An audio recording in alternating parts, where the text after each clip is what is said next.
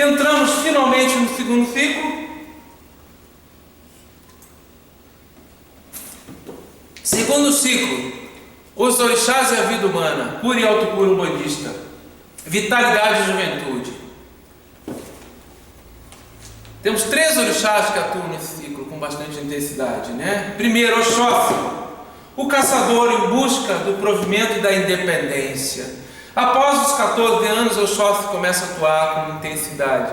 Temos que buscar a nossa individualidade, temos que negar o comunal, a família, negar os pais e buscar uma identidade própria, né? Aí Oxóssi, o caçador, no sentido de independência, o sair de casa e ir para a mata, no sentido simbólico, ou para a rua buscar a sua identidade, né? Oxóssi já está atuando aqui com força. Temos Ogum, aquele impulso de nos fazermos Senhor dos nossos caminhos, né? Faz-se Senhor dos seus caminhos, ou seja, eu quero ser dono do meu caminho, eu quero ser dono da minha vida. Puxa vida, mas ainda tenho que ficar morando com meus pais, já estou com 18, 17 anos. Hoje, esse ciclo está um pouquinho prolongado, às vezes está com 30, 35 anos e ainda está morando com os pais. Esse dia eu fiquei sabendo de um rapaz de 42 anos, na segunda faculdade, que ainda não trabalhava. Então ele ainda está nesse ciclo da juventude e não rompe isso aqui. Daqui a pouco o corpo físico está envelhecendo e ele continua lá como se fosse um adolescente. Aí nós já temos uma anomalia psíquica, né? Não uma normalidade, mas hoje se tem muito isso, né? Jovens adolescentes de 40 anos. Então, Ogum é aquele que dá o impulso de se fazer senhor dos próprios caminhos, né? Prevalece a vontade de realização. Eu quero realizar, eu quero estudar, eu quero me formar, eu quero ter trabalho, eu quero ter a minha casa própria, meu apartamento, eu quero ter o meu carro, eu quero fazer minha formação acadêmica. Então é a vontade, esse impulso que Ogum dá. E temos Xangô, que vem também, né, quase no final desse ciclo, que é o sentido simbólico, o raio que amolece a pedra. Ou seja, no início aqui, nós estamos com arco e flecha na mão, nós estamos dando flechada, nós somos um guerreiro com a espada na mão. Eu quero conquistar meu espaço, eu quero me formar, eu quero o meu trabalho, né? Eu quero a minha capacitação, eu quero ter uma profissão, eu quero a minha independência.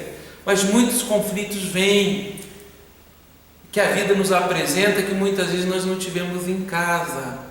Então, quando Exu se expressa, é com o raio que amoleceu a pedra, né? E nós já estamos mais sólidos no sentido de sustentação interna, né? Nós já estamos mais calejados, já estamos muito raio na cabeça, no sentido simbólico. Então, é a conquista da temperança, ou deveria ser a conquista da temperança. Isso se dá mais ou menos, aí deveria se dar em torno de 30 anos, 32, 35 anos, ou seja, já se formou, já tem uma capacitação técnica, tem uma profissão, um equilíbrio financeiro, né, uma situação encaminhada na vida, deveria ao menos ser assim. A gente sabe que não é bem assim. E então a temperança, né? Você está mais prudente, não está tão com a vontade de liberdade de Oxóssi, não tanto com o impulso de conquista de Ogum. E nesta fase aqui também, de uma maneira geral, se dá a eclosão da mediunidade. Ela por volta de 28 a 35 anos, a gente tem maior percentual de eclosão da mediunidade. Ou seja, o ser muitas vezes conquistou a profissão, conseguiu um certo equilíbrio material, mas aí o mundo psíquico ele eclode e tem que buscar uma resposta que o mundo material não dá. É o momento realmente do chamamento, aquele ori que veio sensibilizado para ser medianeiro, ou seja, ele foi escolhido do lado de lá. Não adianta ele se preparar para ser um médium, ele tem que ter sido escolhido do lado de lá. O orixá escolhe, depois prepara. O orixá não escolhe quem está preparado necessariamente, o orixá escolhe e depois nós somos preparados. Aqui eu faço um parênteses, né? Os rituais de iniciação, de consagração, se não tiver essa escolha anterior, né, que vibra no ori e dá o arcabouço mediúnico, a alavancagem mediúnica, né, a envergadura mediúnica para suportar todo esse tônus que a mediunidade exige, principalmente na Umbanda, eu te diria que só o rito per si de consagração de iniciação ele não tem valência mediúnica. Então encerramos aqui o segundo ciclo de vitalidade e juventude. Vamos para o terceiro ciclo. Já estamos aí em 40 minutos de palestra. Lembra o pessoal da edição, fazer os cortezinhos aí. Um abraço para você, Fábio. Um abraço aí para o Franz. Muito obrigado por tomar uma água, que eu já continuo. Retornando então, entramos no terceiro ciclo, né? Estabilidade e sabedoria.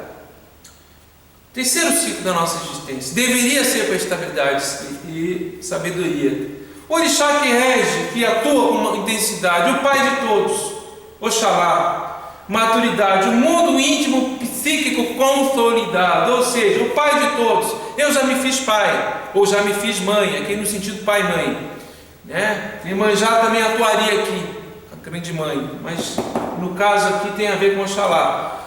Eu já me fiz pai, já estou com meu filho aí, adolescente, já criei meu filho, já está quase encaminhado para a vida ali, né? Estou na faixa de 50, 60 anos, quem não está aposentado quase se aposentando, já no, né? Enfim, quase lá. E o mundo íntimo psíquico deve estar consolidado, ou seja, a tua temperança, a tua prudência, tudo que tu agregou de experiência na tua vida deve ter consolidado teu mundo interior para que tu tenha sabedoria e estabilidade. A estabilidade que não é financeira, nem material, é emocional, psicológica, né? Dentro do que esse orixá do manto branco representa. E mais adiante nós temos uma qualidade Oxalá que é o Xalufã, né? Ou seria o Oxalá velho. Nós temos a qualidade do Oxalá jovem, que é o Oxaguian, que nos remete a Jesus, que era aquele guerreiro da luz que levou, foi seu andarilho para levar a mensagem da Boa Nova do Evangelho. Nós tivemos o Oxaguian, né, que andava de tribo em tribo na antiga Império Iorubano, levando, né, os alfarrábios, os escritos de Ifá, as parábolas de Ifá de tribo em tribo, em nome da confraria dos Babalaôs, né? Então, o Oxaguian, ele tem similitude com Jesus nesse aspecto, assim como Oxalá, obviamente, né, pela sua misericórdia, compaixão. E o Xalufã, ele é a parte da nossa decrepitude orgânica, a velhice, a decrepitude orgânica do organismo, né? O Xalufã carrega o seu pachorô curvado, a chegada da morte, o peso do mundo. Aí o mundo orgânico começa a pesar, ele não sustenta mais o nosso espírito, né? Então a gente tem que a gente não se apoia em Megala, então o Xalufã se apoia no pachorô, né? Segurando muitas vezes o peso do mundo, porque o pachorô significa a ligação do alto com o embaixo, do Orum com o Aie, fazendo essa ligação do espiritual com a humanidade. Então é a chegada da morte, se aproxima a nossa decrepitude, a senilidade, a velhice, né? O peso do mundo orgânico que começa a se degenerar e se aproxima a chegada da morte, que se dá para nós com o orixá Iku. Está aqui Iku, que ele no Brasil não é cultuado, ele foi sincretizado com o Omulu no Brasil. O Omulu absorveu, né, os atributos de Iku, aquele que desliga o cordão de prata, né, e solta o espírito. Nós particularmente bebemos na fonte da religião primeira urbana, então para nós quem faz isso é Iku. O Omulu para nós ele é relacionado com a cura profunda e a transmutação do nosso carrego de vidas passadas através de todos os processos de moléstias e de doenças que se dão a nível orgânico, né? E o Omulu ele é o grande orixá protetor, né, de todas as doenças, das enfermidades que não devem ou não têm direito de vir para o campo psíquico dos médiuns. Então, todo o processo de magia negativa, que a gente acaba muitas vezes no concurso da mediunidade se vendo obrigado a meter a mão, o Omulu nos protege e nos guarda, né? Então, Iku faz o desligamento, né? E o nosso corpo físico é o Baluaê, o Senhor da Terra, né? Retorna à origem, então a gente tem que retornar ao barro primordial, sob a égide de Obaluaê, e Nanã também, que tem relação com o barro primordial. Então esse corpo físico ele tem que ser desintegrado, nós devolvemos em aquilo que nós recebemos em empréstimo, assim como o nosso Ori, ele é desintegrado após a encarnação. Fica obviamente o nosso núcleo do espiritual com o corpo astral, né? Nossa inteligência, a expressão do nosso espírito, mas a matéria que compõe o Ori, ela se desintegra e aguarda nova composição numa nova encarnação, de acordo com o nosso plano de vida, com o nosso destino, remetendo lá ao início, conforme nós falamos. Então, o fim é o recomeço.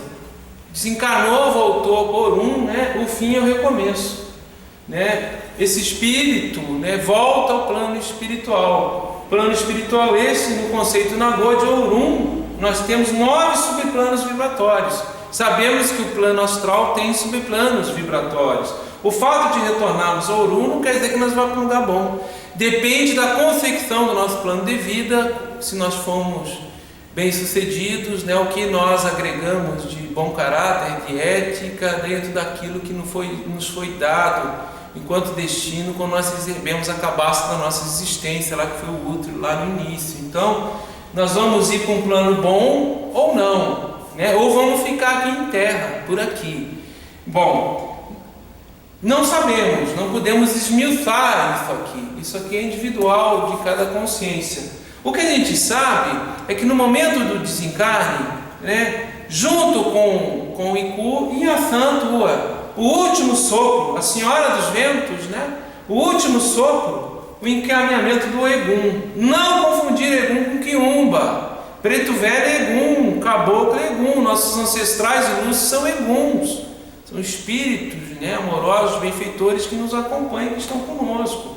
Então, nós em essência somos Eguns, somos espírito, né? Quiumba é aquele obsessor, aquele espírito, né, que contraria as morais éticas do cosmos, aquele espírito que precisa de esclarecimento. Muito bem. Então, quando nós damos o último suspiro, o último sopro, esse sopro retorna para o Orum, né? Nosso Emi, Iku faz o corte do cordão de prata e Inhaçã, ela pega o Egum. 2 orixás que atuam, nós temos que atuam com Eguns, né? Nanã e Inhaçã. Os demais orixás, eles foram criados nos seus aspectos de atributos divinos para aporte à existência humana. Então eles lidam muito diretamente com a parte humana, digamos assim, não que não tenha a contraparte espiritual, né? De tudo mais, todos eles são muito ligados aos ciclos humanos da existência e que se destacam mais no sentido de trabalho espiritual, extrafísico, com Egum, Nanã e Inhaçã atuam com bastante intensidade. Então, Inhaçã recolhe o Egum depois do último suspiro, né? Inhaçã, que no Brasil os atributos, né, desse atributo de desligamento, de condução do espírito, é sincretizado ao Mulu com Iku e com Inhaçã. Aí eu faço um parênteses, não temos dentro do corpus literário de Fá nenhuma parábola, nenhum provérbio que remeta ao Mulu ao cemitério. Então, para nós, dentro do que nós seguimos no grupo de Umbanda Triângulo da Fraternidade, numa religião com orixá, que remete ao fundamento Nagô, nós não temos por que associar o Mulu com o cemitério ou fazer qualquer culto ao Mulu para o cemitério. Isso não existe originalmente. No Brasil, que foi sincretizado isso entre Iku e Mulu e ficou. Bom, para nós, o que vale é a intenção. O ritual ele é periférico. Então, se a intenção de um rito, seja ele qual for, ele não contraria aquele núcleo central da Umbanda normativo, ele é válido, né? Então a gente não está aqui querendo se colocar de forma etnocêntrica melhor do que quer que seja. Nós estamos mostrando a nossa forma digamos assim, cosmogônica ou interpretativa com os orixás, de praticarmos a Umbanda no grupo de Umbanda Triângulo da Fraternidade. Então, o que acontece? Inhaçã levou o Egum, demos o último suspiro, nós temos as zonas de decantação energética, né? Inhaçã, Debalé, conhecida, na qualidade de Debalé, conhecida rainha do cemitério. Então, o que eu falei ali no início, aqueles espíritos que não têm direito a ir para um subplano do Orum, né? O astral positivo, mais elevado, digamos assim, de uma bonança espiritual mais adequada, com os estados de bem-aventurança do espírito, ele vai para os subplanos que estão no umbral, ou aqueles que ficam em estações de passagem transitórias, decantando o seu energismo negativo, como são regidos por Inhaçã, Debalé, que nós entendemos como Calunga, né? Aí sim pode ter uma ligação com Baloaê, no sentido de decantação telúrica com a terra, com o elemento terra, tem ligação com charcos, né?